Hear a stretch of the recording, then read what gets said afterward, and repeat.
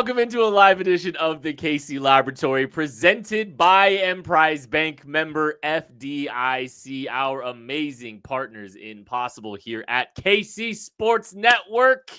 It's a Wednesday. That means it's a Matter Day. Matt Swanson, Matt Hamilton, Matthew Lane, how are we doing on this Wednesday? Listen, we're doing pretty good, other than the fact that we're starting like 8 minutes late because hair and makeup took too long for you. But outside of that, I think we're doing pretty good. The draft is, by the time a lot of people watch this, a week away. You guys here right now, it's just barely over a week away. It's draft season, so I'm excited, and we got Hamilton back this week. It's always nice. There's another Matt to talk to. I enjoy outnumbering Kent, who's not even here on these podcasts. So this is a good time.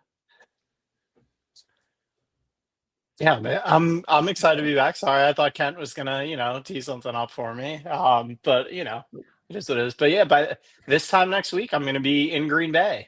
I'm sorry. The draft, so super excited about that. Great. Is this the a lot of cheese? First time you've been to Green Bay? No, we were there for our training camp tour. That was my first time this past August. Okay, was it like around the family day timing, or were you guys like pretty free and clear of that? We were pretty free and clear of that. All that going on. Love that question. Yeah. Why? Well, there's a reason. Just the traffic in and out of Green Bay when it's busy is insane. That's all. I was just gonna say, like, good luck with that, but make sure you get some cheese curds and if you're a beer guy, get some Spotted Cow while you're there. You got to get Spotted Cow beer from New Glarus Brewing Company. You can only get it in Wisconsin. It is so good. I cannot recommend it enough. Craig Stout brought me some home one time when he went to Wisconsin. He knows the deal, and he's a big beer expert. But those are my two Wisconsin suggestions for you that you didn't ask for. Thanks everyone for hanging out with us, though. We're really excited to talk some ball today. We're 8 days from the draft as we're sitting here. This time, 8 days from now, we're going to be at Holiday Distillery hanging out, having a great time. We are going to be doing a live show for every single pick of the 2025 NFL draft. That is what we do here at KC Sports Network. We will be here giving you, in a lot of ways, Chiefs-specific draft coverage for the entirety of it. Every pick, we'll talk a little bit about how, whether or not that affects the Chiefs pool of players, if that was somebody, that the Chiefs might have been considering, or how that affects their situation in the AFC. It's all going to tie back to the Chiefs, as it always does at KC Sports Network. So make sure you're checking out what we're doing with our live draft coverage next week. We're very excited to be doing that. We're also for our subscribers, make sure that you check out the Discord. Make sure you're keeping an eye out. We are doing a subscriber-only party at Holiday Distillery on Sunday at noon at the distillery. It's going to be a great time. It's the Sunday after the draft, so it's going to be a lot of fun. We are very much looking forward to hanging out there, just having a good time. So come hang out with us and kind of celebrate the end of draft season with us.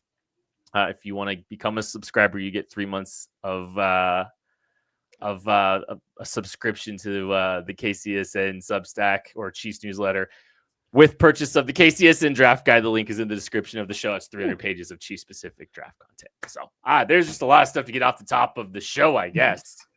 Just kept flowing. I know. So we're 8 days out.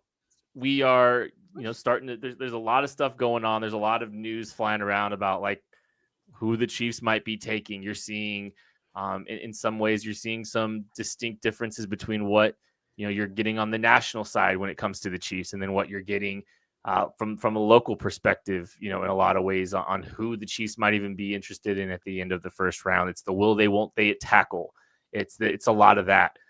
I think there's a lot out there, Matthew Lane. Like I don't know. This is the least settled I've felt, I think, with where the Chiefs sit at the end of the first round. You mean for this particular draft, or like every year over year? I think for most years. Yeah. Really? This is one of those years. Like you just see such a divide, I think, between, some of the local versus national coverage, for instance. Like it just feels like, I don't know. It's fascinating to me. I don't have a good beat on it entirely. Yeah. Something that intrigues me a lot and I guess it probably leads into this, is there seems to be like a decisive difference. I don't even go into difference yet. Something that strikes me as odd is if you look at national media coverage and what their outlook for the Chiefs are in this draft, it seems to be there's 2 points to it. Point A, the offensive line stinks. They need to draft an offensive tackle in round 1. Almost every single mainstream media, like draft expert, analyst, or whatever, has put out at least one mock draft with the Chiefs selecting a offensive tackle in round 1 or at the absolute latest round 2. Something else on the heels of that intrigues me a little bit is that a lot of these guys, if they don't have them going tackle or at some other point in time in the first, 4 rounds of the draft, have the Chiefs drafting an offensive guard, an interior offensive lineman as well. We've seen some first round offensive guards go to the Chiefs. The most latest one, I think Dane Brugler had the Chiefs taking a guard and with their 4th round pick. It's interesting to me that so many people in the wider media net have the Chiefs focusing on offensive tackle and offensive guard. And then if you transition kind of your focus from national media coverage to local people that just cover the team locally to Kansas City, whether they're in Kansas City or from afar, it seems like there's a lot less confidence that the Chiefs are going to go offensive tackle. And there seems to be a lot more confidence that Kingsley Suamataia is going to be the starting left guard. So there's a big divide there. And I really wonder just like what leads into that. What is the real story? Are they getting the information from the same people? Is somebody being played? What's going on there? Because I think you can see 2 entirely different narratives depending on who you want to listen to. And I think that's very odd to me going into the draft, Hamilton. Yeah, it is interesting. And I think, I don't know, to me, I feel like I kind of I dip my toe into both sides of it, covering things nationally and working with you guys and hearing more of that Chiefs specific perspective. It seems wild to me that they would draft a guard in the first round, given the makeup of everything. Like we talked about it last week, just with Kingsley, with Wanya, trying them as options on the interior offensive line first. They've invested a lot in the offensive line and guys that can play on the interior. So that doesn't make a ton of sense to me. I do think some of it with the national guys, again, a lot of them really do their homework, really do a great job. I do think it's you're getting the back end of that first round. It's like, oh, the Chiefs need a tackle. This makes sense. Although there is a side of it too, where, even from my perspective, the more I look at things, I mean, again, it depends. It's hard to predict. It depends on who's available there that late in the draft. But, if a Josh Simmons is there, I don't know that I can pass on him from a Chiefs perspective with the state of that left tackle spot right now. So it is interesting. There seems to be such a divide there and a difference in approach. And I don't know. I genuinely don't know we'll find out 8 days from now who's right, who's more thinking along the right lines. But yeah, it is interesting. And it like we've talked about too, there are left tackle is a glaring spot to look at, but there are a lot of needs on this team across the board right now after the way free agency played out. Yeah, there's short and long term I think issues for this team, and we spend a lot of time focusing on the short term when we're looking at the roster. We're looking at 2025, but when Brett Veach and when the staff and the scouts explain their outlook on some of the prospects that they're going to draft this year, they're going to talk more about 2026 than they are 2025, because the roster is always turning over. They're always going to be some level of focus on the future as well, right? So that is more baked in. The future is sometimes more baked into some of these considerations than we even see on the outside looking in. That doesn't mean that they don't need to try to get better for 2026, and they absolutely will. And some of the draft picks that they make, especially early, will be with the intention of getting immediate contribution in 2025 for sure. When you look at the tackle situation and the tackle conversation, I feel like I think guards very misguided 100%. I think it would be crazy to have this team trade away Joe Thuney for a 4th and then turn around and just draft a guard immediately after, right? I think that wouldn't be fun. That would be one of my least favorite scenarios. Yes, you got cheaper. Yes, you were kind of deciding between one of the 2 guards. I get it. That's my least favorite scenario is the Chiefs going and addressing guard early. With tackle, you see the name Josh Simmons is the one that keeps tying to the Chiefs. And I actually think Josh Simmons is one of those guys that makes a ton of sense for the short and long term for the Chiefs, because this is a guy that played right tackle at San Diego State. So even if the Jalen Moore experiment works out perfectly and you get a capable left tackle, you might have your right tackle solved in 2026 if you're going to go grab Josh Simmons on the right side. This is a guy that normally wouldn't be there except for the medical issues. So like if the things pass on the medicals and the Chiefs feel comfortable with all that, like I understand that. I feel like the Chiefs could take Simmons if he's there.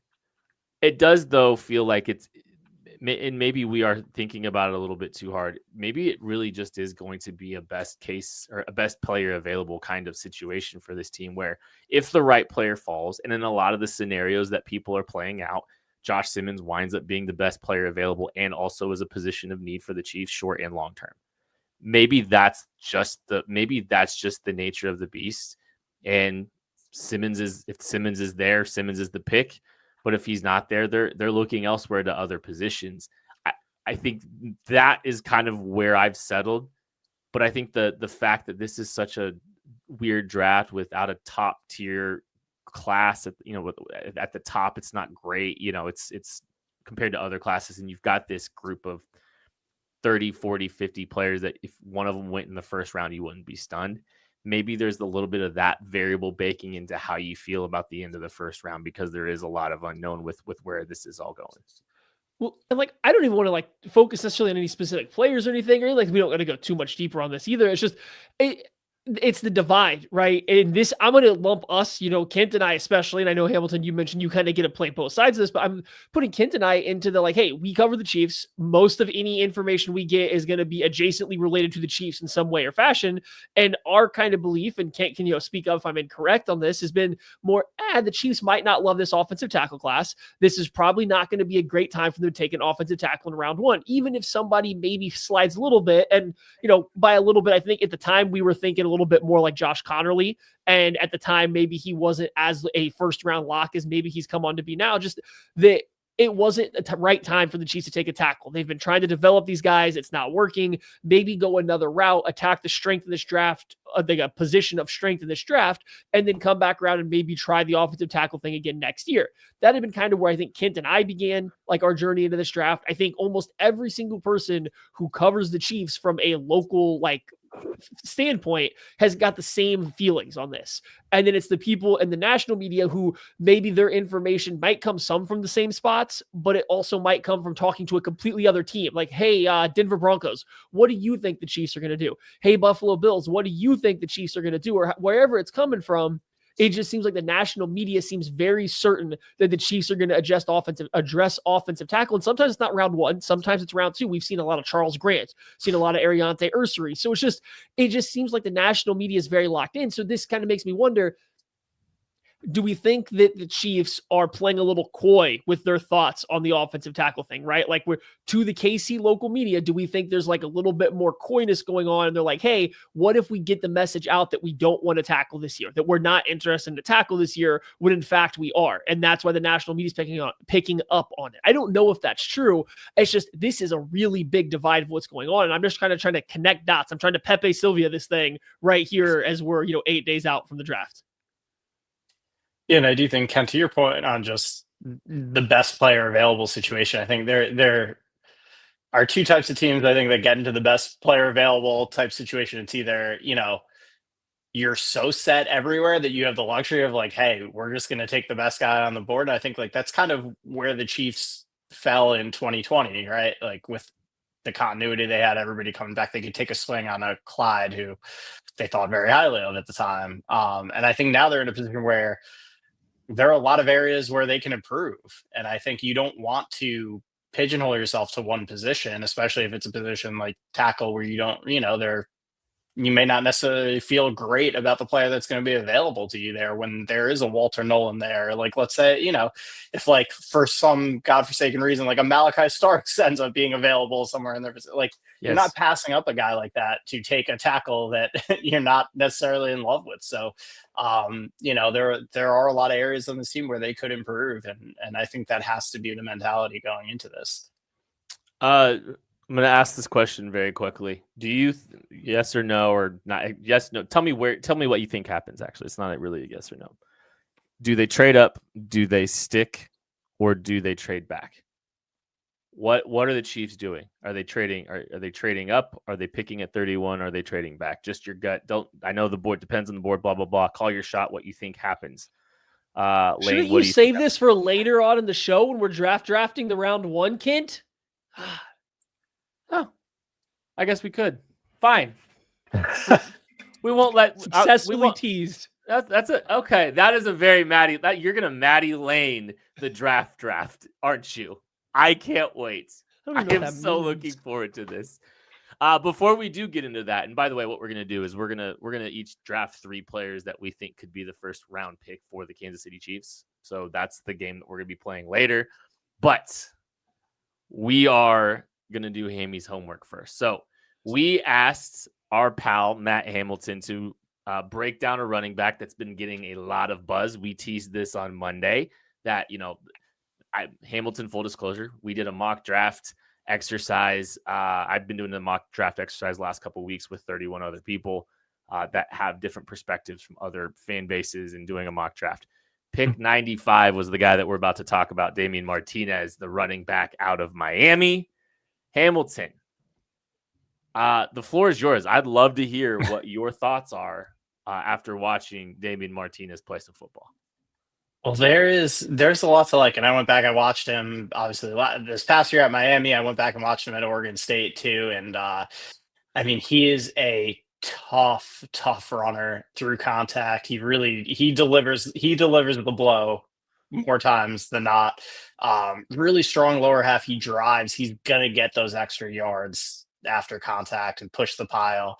And not just strong. I love his contact balance. Like, he'll take hits and he stays on his feet and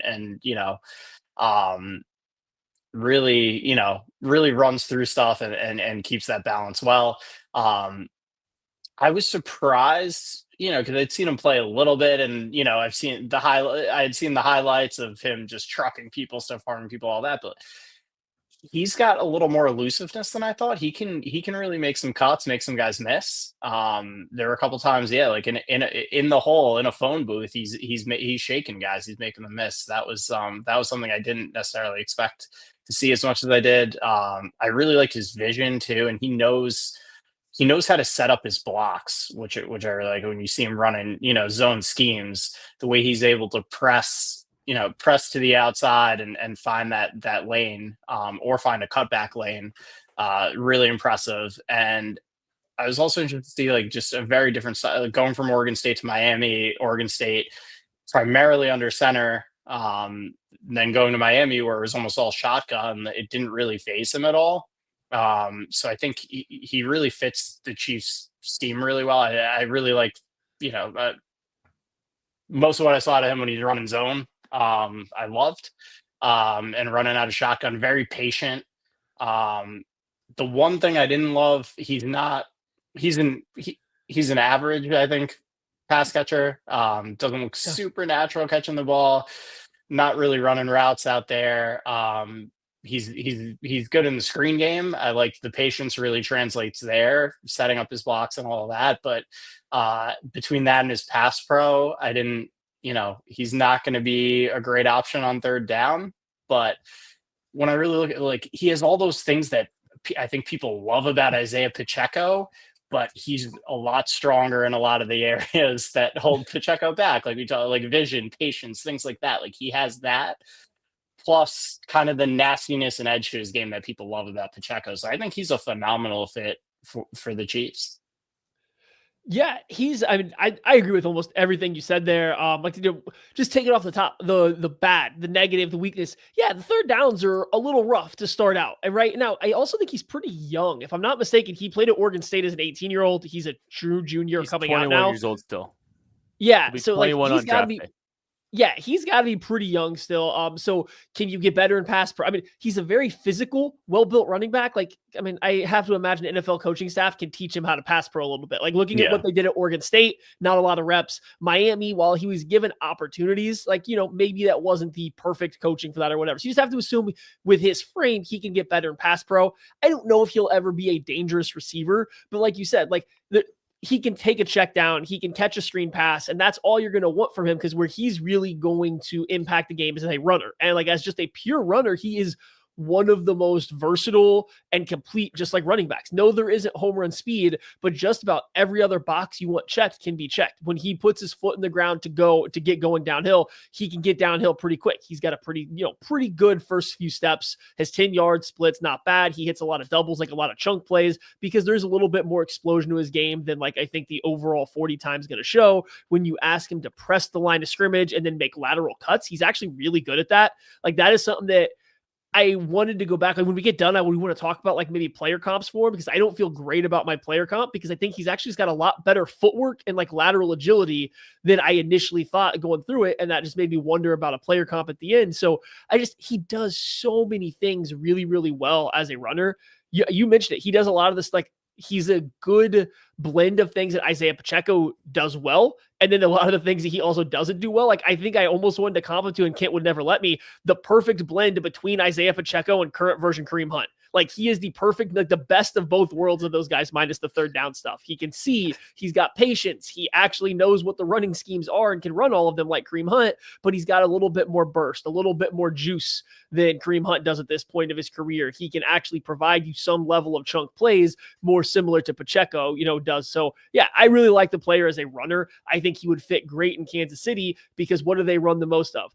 Power and the inside zone. Hey, look, what did Damien Martinez run a bunch at Oregon State? A lot of power, also a lot of duo, which the Chiefs don't do as much of. And what did he run a lot at Miami? A lot of inside zones. Like I feel like the fit there is phenomenal, Kent.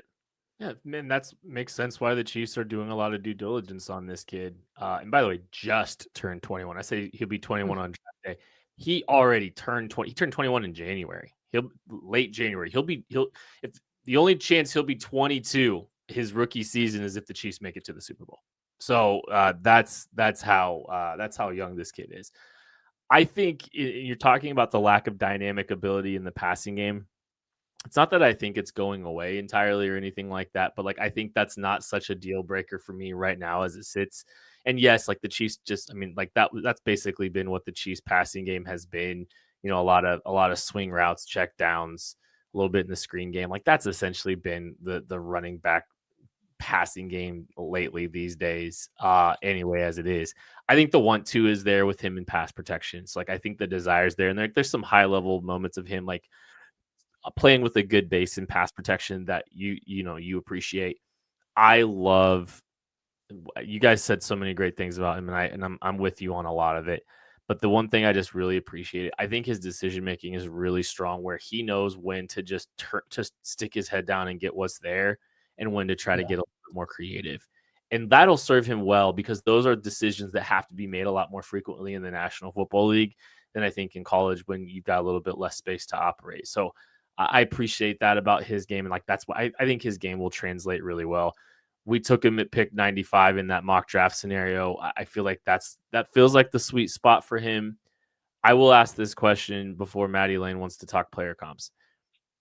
Matt Hamilton, if the Chiefs pick Damien Martinez at pick 66, how do you feel?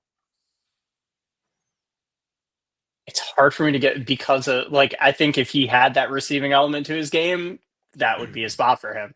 I think without that, like the value, where the value is at the running back position now, where we see guys go in that area, it's guys that are versatile and can do everything. And I think that's what doesn't make me feel as good about him in that spot. I would love him to pick 95. I can tell you that though.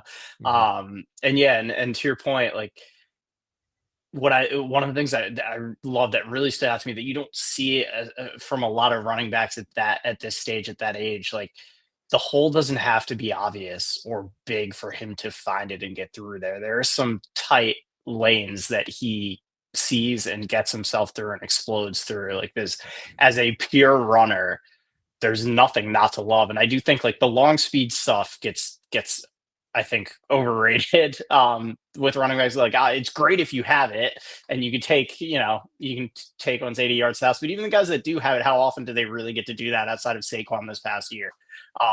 It's about ripping off like you said, Matty, those doubles. Like how consistently can you hit those doubles? And he's got that burst and that ability to do that. So yeah, there's really no downside as a pure runner. There's really no downside to his game. Yeah. So if you really want Damien Martinez, I think the Chiefs would have to take him in one of those picks in the 60s. I don't think, like, if they're sitting there and they really like him as a running back, I don't know if you can sit there and say, we think we will get him at the end of the third round. Not that he can't get there. I just don't think you can expect that. To me, it would be similar to them actually making a small trade up for Rashee Rice 2 years ago. They knew they wanted him after they didn't go wide receiver in the first round. They didn't feel comfortable waiting until the end of the second to get him because they wanted that guy.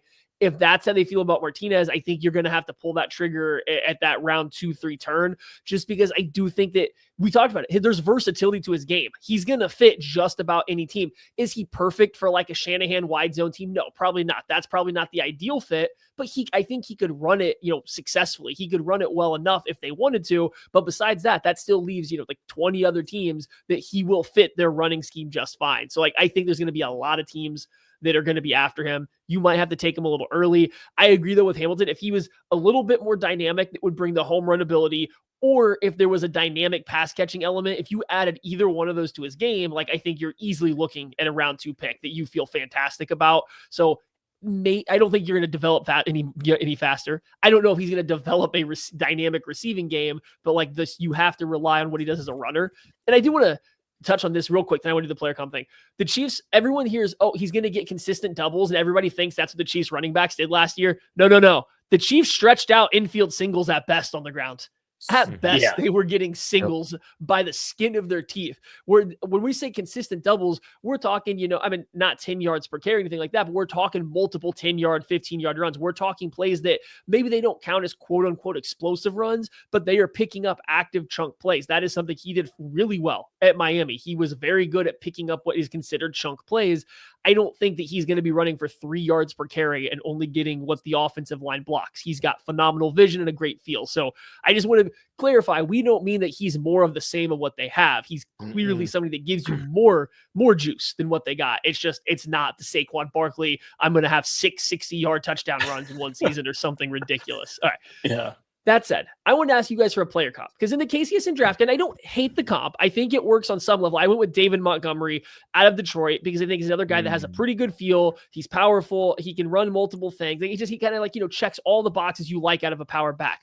But the more I've watched, the more I've thought about it, I really do think Martinez kind of has quicker feet. He runs a little bit lighter on his feet. He's a little bit more agile. So I was just wondering, if you guys had any comps that jumped out to you before I give you mine that I kind of have come up to recently since that.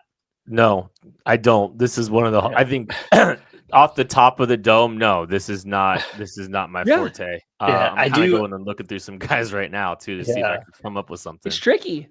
I'm thinking too, and I do there are elements of David Montgomery, but I think you hit it on the head. Like I said earlier too, just watch it. He's more elusive than I expected going in based on the highlights that I had seen of him. So it's a tough comp. Go ahead, Maddie. I want to hear your new comp.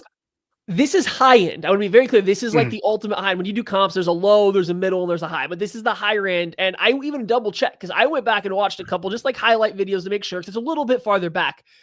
Corey Dillon from the Bengals and even with the New England Patriots, a 6'1", 220-pound, I think 225-pound back, which is I think closer to what Martinez probably plays at, even though he weighed in at 217 or something at the combine. But a little bit upright, but when he needs to, he's able to change his body angle. He's got a little bit more lateral agility than you think for a big-bodied guy. But when he has to run through somebody, he does. If I go back and I was watching these Corey Dillon plays, guys are just sliding off of him all the time because they just can't bring down what he has. It's not always just lowering the shoulder or stiff arming a guy. It's a lot of just getting on their edge and making them try to drag him down from the side. I just kind of felt like that's a little how Martinez runs. It gets a little tricky with these old guys because they wear those massive shoulder pads that make them look so clunky, even if they're not. But the footwork kind of got a little bit more Corey Dillon vibes than I think I got for David Montgomery. I like that one a little bit. I think that's a decent one. Not entirely. There's a little bit of Brian Robinson to him, but I actually it's similar similar running style, a little bit little upright, similar long speed, just kind of looking through some like athletic comps there. Yeah, I don't hate the Corey Dillon one at all though. I think that one's pretty good. It was my best. It was my best shot. It was my best shot after Montgomery. Like I said, the Montgomery one fell flat. The more I watched, I was like, like I get it to some degree, but I think that's more of what like I would say is like a middle ground. Maybe if the elusiveness doesn't carry over to the NFL and you just need him to be a straight downhill kind of thumper, then I think you get into like the Montgomery range, which is a great middle ground for a comp. It's just I do think there might be even a little bit more juice. And I was trying to think of. It's really hard to find bigger backs that run with that much power, but that also have that kind of footwork. And so, just the Dillon was one of them that popped in my mind. And I was like, I'll check some highlights. I just thought there was a little bit of similar like movement patterns to how they ran. Did you come up with any Hamilton, or how you feel? Comps. I like to take my time with comps. they're tough. It's hard off the dome, but and watching them, they are hard. I try to just I wasn't, as I was watching, I wasn't like going down the comp lane. I was more just, trying to evaluate the player. But I'll keep thinking on Tweet it. It's so Tweet hard. I'll let you one in the middle of one of Ken's transitions. It's so hard. The player has like they go to a school and they have a visual look that is like the same as another player that went to that school, and like the measurables are close enough. Now Steven Jackson was obviously like even an extra 20 pounds heavier, but like they go both at Oregon State, they both run with a lot of power and have more burst. Jackson was a better prospect. I'm not using that as a comp. It's really hard to get away from it like that when when you can very easily picture both guys in the exact same jersey running and like kind of running a similar way. So like I had to try really hard to break away from that one because I don't like. And Steve, you don't talk about pass catching. I mean, no, that guy was incredible. Yeah, one of the most underrated running backs of all time. Yeah. Well, we're gonna take a break. We'll be back right after this. With the 31st pick, the Kansas City Chiefs select. Let's go!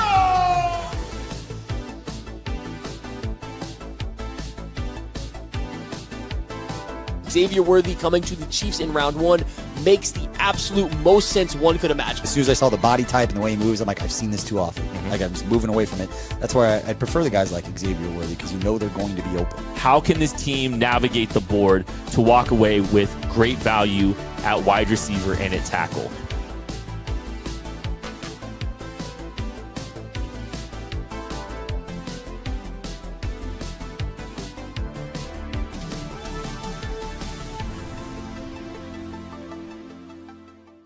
Success in real estate takes more than vision. It takes the right financial partner. When someone takes something rundown and turns it into something great, that's called a comeback story, like Brain Group. They take distressed properties here in KC, completely rework them, and then turn them into valuable real estate. But that kind of work needs the right bank behind it. Enter Emprise Bank. They're not about cookie-cutter loans. They saw Brain Group's vision, backed them, and now they're making big moves in Kansas City real estate. Talk about your partner impossible. Emprise doesn't do one-size-fits-all financing. They invest in potential and back growth. Visit emprisebank.com/KC to learn more. Emprise Bank, member FDIC, equal housing lender. Are you ready to win some real cash during the basketball playoffs? Well, check out Pick 6 from DraftKings. When it comes to basketball payouts, DraftKings Pick 6 posterizes the competition. And that includes prize picks. Hit all your picks and score higher minimum payouts on Pick 6. Plus, even more cash if you outscore the competition. Pick 6 is available in most states, including Missouri, California, Texas, Georgia, and more. New players get 50 in Pick 6 credits instantly on just a $5 entry. Here's what you got to do. Download the DraftKings Pick 6 app now and use code KCSN. That's code KCSN for new customers to play $5 and get $50 in Pick 6 credits. Better payouts, bigger wins, only with Pick 6 from DraftKings. The crown is yours. Gambling problem? Call 1-800-GAMBLER. Help is available for problem gambling. Call 888-789-7777 or visit ccpg.org in Connecticut. Must be 18 plus. Age and eligibility restrictions vary by jurisdiction. Pick 6 not available everywhere, including New York and Ontario. Void where prohibited. 1 per new customer. Bonus awarded as non-withdrawable. Pick 6 credits that expire in 14 days. Limited time offer. See terms at pick6.draftkings.com/promos.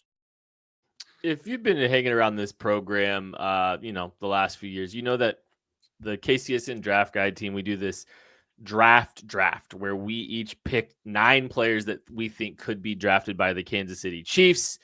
And we kind of just go in a snake style draft, trying to figure out, different pockets of players the Chiefs might dabble in, who they might take. Hey, Kit, let the people know who's won the most of these competitions. You have, Matthew. Okay, thank you. Continue. It pains me. It pains me. You hear the pain in your voice there. You really could. I don't like complimenting him. It just doesn't. It doesn't feel right. But we figured we'd do it today with just round 1. So we're going to do a snake style draft. We're each going to draft 3 players that we think could be the first selection for the Kansas City Chiefs. So we're going to be doing that here in a minute. You saw an ad here a little bit talking about the KCSN Draft Show.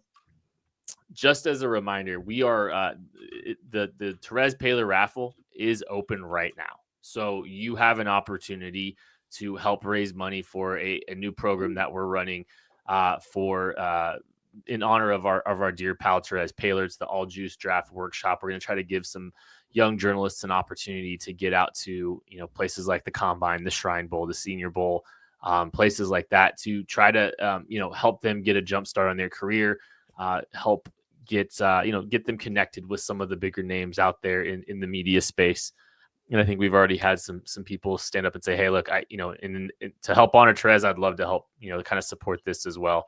So we're doing that to try to raise money. We're going to do a fundraising raffle.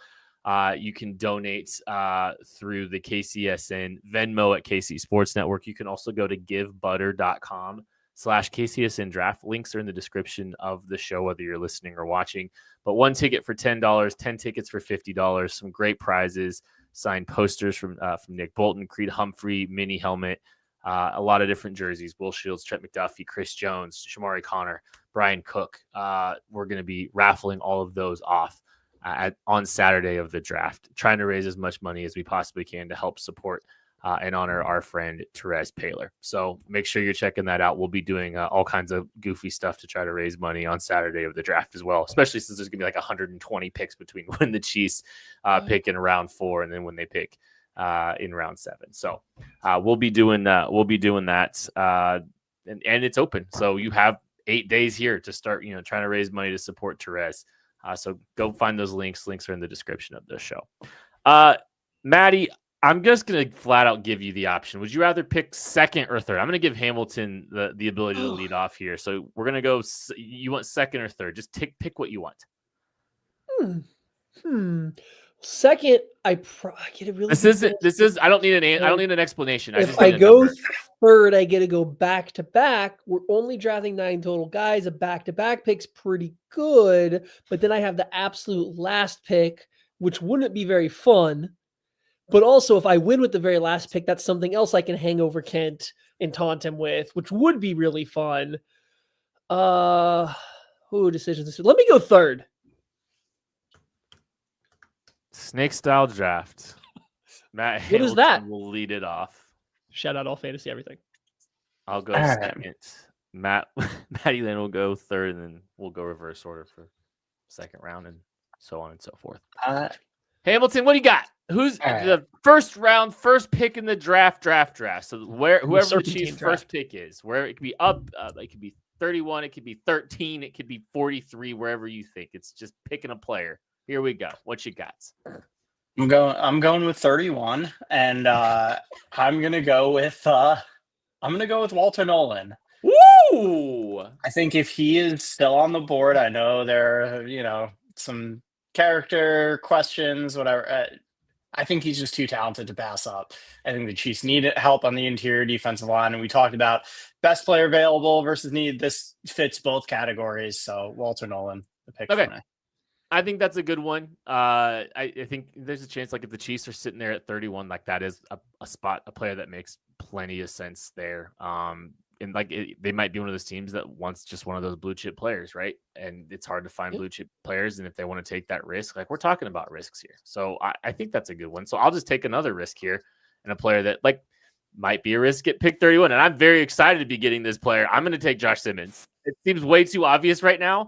Like we're looking at it here today, and it seems so obvious because everyone continues to connect Josh Simmons to the Kansas City Chiefs, and who knows if he's even going to be there. But at this point, I just feel like I think it's a good swing to be taking at the offensive tackle spot. So I'm gonna go Josh Simmons, a player that we spent a lot of time talking about the last couple weeks because he keeps popping up. He's popping up again today. That's my first pick. Maddie Lane, you've got the next two picks. What you got? Yeah, I think those are two probably the first two picks that should have been off the board from you guys. I think that is, very smart way to go about it. I think there's reasons for both those guys to fall, and if they are available, neither one of them should absolutely make it to the Eagles. So those are good picks. Give me Shamar Stewart, defensive end out of Texas A&M. I don't know if he'll be there. This is going to be a little bit, not even just wishful thinking. It's just, there's enough questions with his lack of production. And then pair it with what sounds like not glowing reviews coming from some of his interviews. Now, I'm not saying every team disliked their interviews with him. It's just, it does seem like some teams didn't come away with a glowing report of how their interactions with him went. Not in a bad way, not that he's a bad person way or anything like that. Just they weren't blown away by him. So I think if we're looking at a defensive lineman that might fall, if it's not Walter Nolan, Shamar Stewart might be James Pierce, I'm assuming, is falling in general, but Shamar Stewart might be the next guy to fall, or he could also go top 10 because somebody falls in love with the athletic traits. It's very possible. It's just, if I'm thinking of a reason somebody that could fall, I think Stewart's got some reasons that he could fall down. So give me Shamar Stewart. And then my next pick,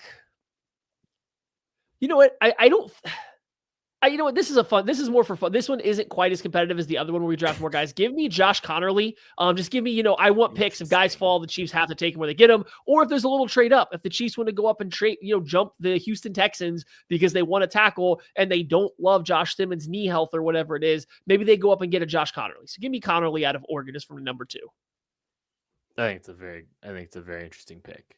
I was kind of curious how many. We'll see how many tackles go. We'll see if anybody's got any other tackles in their sleeves. But spoiler alert, I'm not going to be taking another left tackle. I think I'm going to go with. I think I'm going to go with Kenneth Grant, the Michigan defensive tackle. Just because, when we were going through that scenario, in that mock draft scenario earlier in the week, Hamilton, that was the first round pick that I made for the Chiefs in that scenario.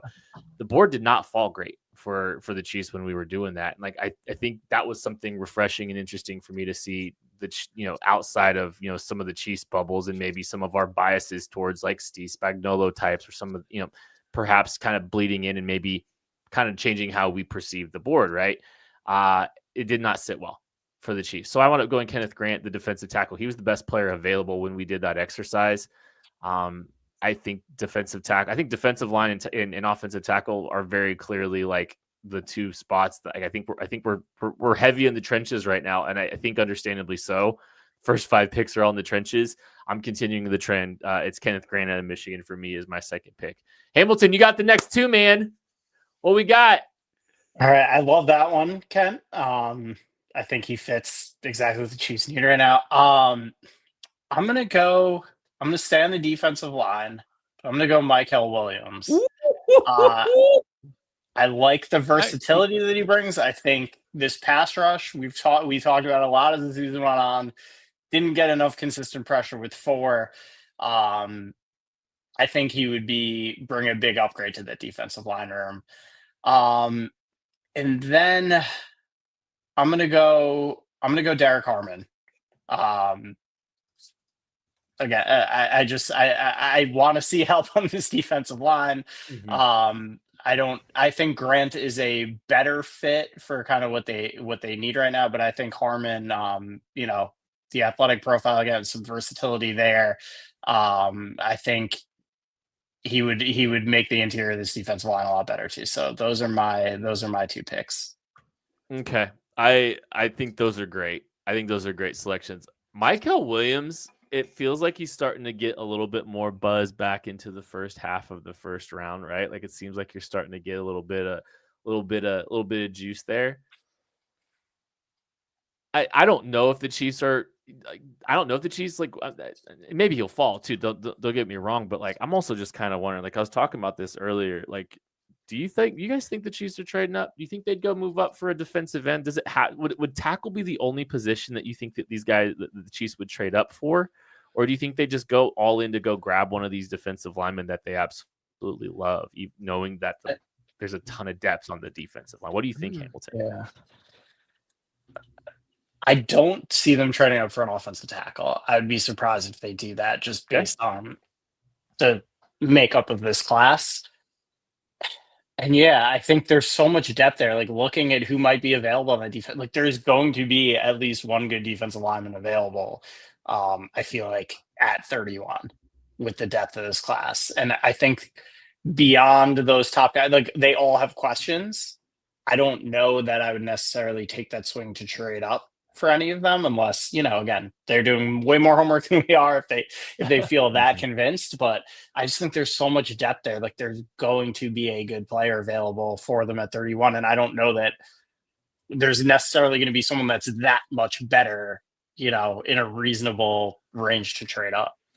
So I will say, unless it's like if there's like a Malachi Starks that's in trade up range for some reason, if there's somebody like that they feel like they could make a reasonable offer to go up and get, that's somebody I would do it for. But outside of that, it's tough for me to envision a reasonable scenario where they get that aggressive. So for the record, do you think the Chiefs are sticking at 31 and picking? Is that your call here? I do. Okay. Good. What do you think? I don't think the Chiefs would go up. If the Chiefs go up more than a handful of picks, it's going to be for an offensive tackle. If they go up just a couple spots, it's like, say, I don't know, they call up the Buffalo Bills and say, hey, who should we snake from you again and be a better player than whatever you guys do?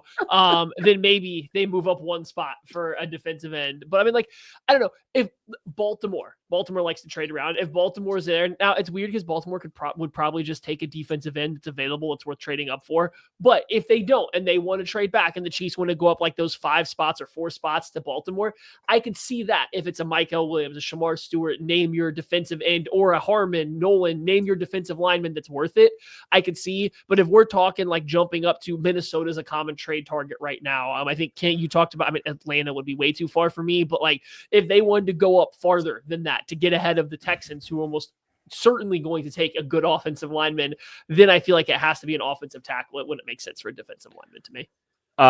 Okay, so I by the way, I threw an Atlanta scenario out there just so people could kind of see the math lines up. Like if the Chiefs were really wanting to go big and they just loved this player, they didn't feel like they had a ton of spots on the roster that they really needed to address and all that stuff. Their first 3 picks actually line up, not their first 3, their first 3 original picks. So 31, 63, 95, the math lines up really well for pick 15 in the first round. If the Chiefs wanted to go, go that route and go big, like that's a team that makes a ton of sense, especially since they're on the NFC side and they don't have a ton of picks currently. I do real quick, Maddie, and because I've just had a sidebar and just a thought here. The Texans go and they sign Cam Robinson to not insignificant money at the left tackle spot. He was not good. They have Blake Fisher at right tackle. They signed Trent Brown to be tackle depth there. Like we keep connecting tackle to the Texans. Mm-hmm. Do we think that they're just gonna draft a left tackle in round 1 and then bench Cam Robinson? Because they didn't. I don't know. I've been asking myself that question a little bit. Is that enough to keep them from going round 1 tackle? We think. I don't think a 1-year deal to Cam Robinson worth $12 million has any impact on what they are going to do in this draft. Okay. Now, is that guarantee a tackle? No. If it's somebody out there they don't like, they might go guard. I think they're going to draft an offensive lineman. There's an outside chance at a wide receiver also making sense for them, but I think it'll be an offensive lineman for that team, just the way that, DeMeco Ryans wants that team built, how much they talked about not having leaders in that offensive line room. Tell you what, I maybe I'm wrong on this. I don't foresee Cam Robinson on a 1-year, $12 million deal fixing the offensive lineman lack of leadership and attitude and everything qualms. So whoever it is, they would have to truly believe it. But I just don't think he has any impact on their draft. Yeah. And I think it's just it puts them in a position where they don't necessarily need to take one there. Yeah, it would be interesting.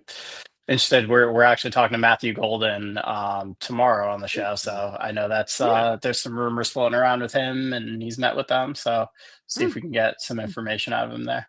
Well, that was the most random sidebar in the history of a draft when we're 7/9 of the way through it. But I just really wanted. Let's talk about the Texans. I had a couple questions. I had a couple thoughts, and just it's good stuff, and it's time to all this anyway. But. I was going to go JT Tuimoloau out at this position, the defensive end for Ohio State. I was going between him and Malachi Starks, and then Hamilton started talking about the safety. So I'm going to break the trend of defensive linemen, and I'm going to just throw a best player available scenario in there with Malachi Starks, a defensive back of safety with tremendous instincts, a high-level communicator for Georgia, one of the leaders in that defense, an exceptional playmaker with incredible ball skills. And when you're talking about, this is a potential best player available type move, safety is not as solidified as we see it right now. I think personally, short and long term, there's going to be some turnover at the safety spot in the very near future with Mike Edwards on the way out, but also, hey, Brian Cook's still back there, and you just lost Justin Reed and haven't really made sizable investments to replace him. So give me Malachi Starks as a potential best player available for this team if they just absolutely love this kid and he starts falling a little bit because of the medicals. My last pick in the draft for round 1's Malachi Starks. And there's so much not the tape speaks for itself. He could do everything. The ball skills that he said are incredible. We got the chance to talk to him the other day too, and he's a phenomenal kid. Like that's another kid. You just you get a chance to add that type of guy to your locker room too. He's like a leader on that defense. That would be an exciting pick. I would love Starks there. I feel like I don't know where the NFL's at on him. It seems like the NFL hasn't been quite as high on him, just kind of following the tea leaves as one would think, but also like learn from your Brian Branch mistakes. Like, you know what I mean? Just learn from him. All right. Kent, can I choose no one and they trade out of first round? Can that be my pick? No, it's their first selection. I made that very clear at the top. So no. Cope. You can do trade back and give a name, but yeah. No, wait a second. You are going to let everybody take a name, but I can't call that they're going to trade out. That seems like it's just as likely as a name. So what happens if they trade 31 for Josh Simmons? Who wins? Is it a tie? Me. You didn't pick him at 31. You didn't pick him at 31. I will draft for round 1. That's what the rundown says. 4 rounds. It's a tie. I said first selection for the Chiefs. Hamilton just said it will be a tie. No, there is there's no pick selection associated. Garbage. I'm so glad that I made a trade in our other draft. I am going to go with Tyleik Williams, the defensive tackle out of Ohio State. I think this kind of aligns with the same concept of best player available and a very poor board that falls for the Chiefs. I think there's a chance that it just falls funny and there's an entire tier of guys left, and I could see the Chiefs preferring a Tyleik Williams to maybe even a Kenneth Grant or some other players that we have mentioned as fallback options that could be available. So give me Tyleik Williams, and I think he also might work for my if they trade back scenario. I think we all kind of have a little bit of a high ceiling, a little bit of this is where they could just sit and pick at 31. This could be best player available, and then also just maybe a small move up too. I think there's just a lot of little scenarios we've all played out. So Hamilton has Walter Nolan, Michael Williams, and Derek Harmon as his potential Chiefs first pick. Matthew, I have Josh Simmons, Kenneth Grant, Malachi Starks, and Maddie has Shamar Stewart, Josh Connerly, and Tyleek Williams. Tell us who you think won this in the comments, because I'm kind of curious. I'll tell you who won in 8 days. I bet you will. It's probably probably no one. I know, because I couldn't draft no one. It's gonna be like, I don't know. It's gonna be like Jihad Campbell falling, or okay, please. Travion Henderson. Also on the show tomorrow, by the way. Man, you go check out Up and Adams, man. They got every draft crush we got going right now. So make sure you're checking everything out going on Up and Adams. All right, before we get out of here, we got Hammy's burning questions. Floor is yours. All right. I want to know one guy, the player that each of you is furthest from the consensus on. Like, it could be positive, negative. You like him way more than everybody else, or you just don't see what everybody else is seeing. Ooh, okay. This is a good one. Pulling up the board now. Okay. I'll say this, from like, if it's farther than consensus from like the rest of our draft guide group, I was very much the highest on Florida State defensive tackle Joshua Farmer. It's become a running bit at this point in the DMs, but like, there's some very impressive flashes from him that I've come to appreciate about his game. Like, when he's leveraging like his incredible arm length, his 35-inch vines, he's displaying, great usage of that length and that leverage, and then some fantastic hand tech to get himself clean. Some impressive stack and shed moments. I'm very impressed with him as far as like the high end, I think some of the high end stuff with him. So like, I've been a lot higher on him than I think other people have. I think I put a pretty high 3rd round grade on him with where I saw him. It's like, if the Chiefs took him earlier than these guys, I think I'd be okay. There's some inconsistencies for sure. Like, pad level needs to get improved drastically, help him take on some of these doubles in the run game a little bit, but I think there's a lot to like about him. So like, I'm pretty high on Joshua Farmer relative to a lot of other people, I think. And Kent, I'll say the line one more time. If you like him, you should go check out. We interviewed him about a month ago. Go check that one out. I think there was some very Chiefs specific conversations happening in that conversation as well. There were some, yeah. Huh. So go find it. Was off using Farmer as lower than on. I won't talk about that now. Okay. I actually got a handful. I'll speed run through them. Omar Norman Lott, defensive tackle from Tennessee. Don't get it. Don't see it. He plays like 12 snaps a game. I think he's more just fresher than everybody else than some kind of elite hand technician and explosive. I think he just gets the chance to come in and play 110% for literally 12 snaps, only on passing downs. And he catches offensive linemen who are probably a little bit more tired, a little bit more worn down throughout the game. I just don't see that one as much. Another guy I am lower on, Jarquez Hunter, running back from Auburn. I didn't know he had like ride or dies, and all of a sudden he has become like a lot of people's like favorite day 3 back, and like people are talking about him early 4th, slipping into the top 100. And I need to go back and revisit it. I get what I mean. Everybody kind of says the same thing. He doesn't have a standout trait, but he's a lunch pail, get to work kind of running back. But man, I just didn't see a guy that I thought had the size or the athleticism for the NFL game. So there's 2 guys I'm lower on. Higher, Arondé Gadsden, tight end, slot wide receiver out of Syracuse.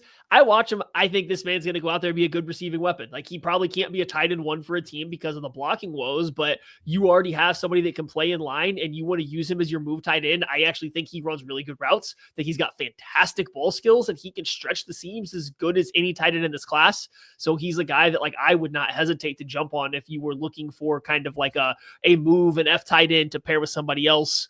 And then I had one more, but I have now lost where he is on my sheet. So we'll just kind of end it by 3. Logan Brown, offensive tackle from Kansas. There it is. Big Logan Brown guy. I mean, I know he only started the 1 year. I think there's some like character stuff and things like that on why he couldn't get on the field earlier. I think he punched somebody at Wisconsin before he transferred to Kansas or something. But I watch his tape. Yeah. He's relatively raw because of a lack of experience, but athleticism check, size check. He seems to understand how to play well within his athletic traits and what his system asked for him. It'll be an adjustment going to the NFL from that Kansas system, but like I think he just kind of understands how to make it work. So, like I actually have a pretty early 4th round grade on him, which seems a lot higher than where most people have him. Listen, we don't discriminate for punching people. It happens sometimes, you know. I prefer that, moves him up my board. I want that in my offensive lineman. So, are any of the players that we just highlighted on Up and Adams? none of Maddie's guys. You're perfect. Yeah. Perfect. I was digging down there. I'm glad it wasn't the guys I'm lower on. Yeah. As I said, they stink. Oh yeah, we got that guy. Yeah, and such a Maddie thing to start with a negative. You have no idea. If it makes you feel better, I had the positive guys first, and I had to go hunt for some negative. Oh no, never. I knew I wanted to do Jarquez Hunter. Actually, I had to get that one off.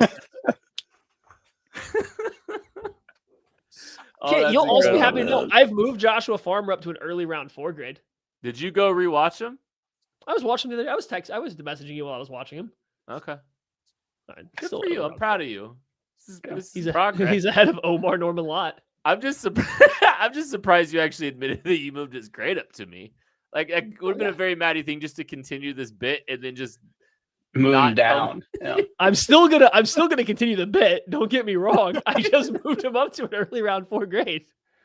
Oh my gosh. What do we think? Do you think that's all we got for burning questions today, or do you want to throw one more out, Hamilton? I can throw one more if there's time. Perfect. Let's get one more out here. Absolutely time. If you could ask Brett Veach one question and get an honest answer out of him right now, what would it be? Just one? You can ask him anything and he has to tell you the truth. Oh, I got it. Go first. Was there any ulterior pressure to drafting a specific player when the draft was in Kansas City, or was that who you wanted to draft? Oh, in any round. That's a good one. In any round. That's a good one. Did you have to pick it the last pick in the draft because you had a 20-minute show set up and it wasn't allowed to be anywhere else besides pick 32? Oh, that's very good. Oh my gosh, that's good. Man, if I had to ask him one question, I think I'd ask him. I think I'd ask him to confirm if DK Metcalf was on the board, or if he was off the board. Okay, I think that's fair. No, that'd be very telling. At first, I just kind of chuckled. No, I think that'd be very telling. Yeah, I was just curious. Same like Pickens, George Pickens too. Like I think we had pretty good less telling. But DK, I think the DK one would be the most interesting one. I think I almost think I would rather know if Scary Terry was on the board or like where Scary Terry ranked comparatively to McColl. Even like I get the DK question too. It's just like, what were your wide receiver rankings this year? How did we end up where we ended up? It's not even a hindsight thing. It was mind-boggling at the time. You watch those guys. I don't know how that happens. If you watch all of those guys, I don't get it. Yeah, the draft wasn't even in Kansas City that year. Hamilton, what's one question you would ask Brett Veach? Yeah, what do you want to know? Want to come on Up and Adams? Oh my god, we have asked. Yeah. Asked and answered. Yeah, asked and answered. Yeah. I'm sorry. Things just worked out that way, guys. With some of the names we're talking about, I swear. If I could, you'd think if I had posed this question to you guys, I would have put more thought into it for myself. We always like to turn your questions back on you. We're always interested in getting your brain too. Yeah. Maybe this should be Hammy's homework next week. Yeah. Come up with a question from Brett Veach. That's gonna do it for this episode of the KC Laboratory. Thank you all so much for listening, watching, supporting. We love you. We appreciate I have a player comp for Damien Martinez. We'll catch you later. Player comp. Beach's player comp.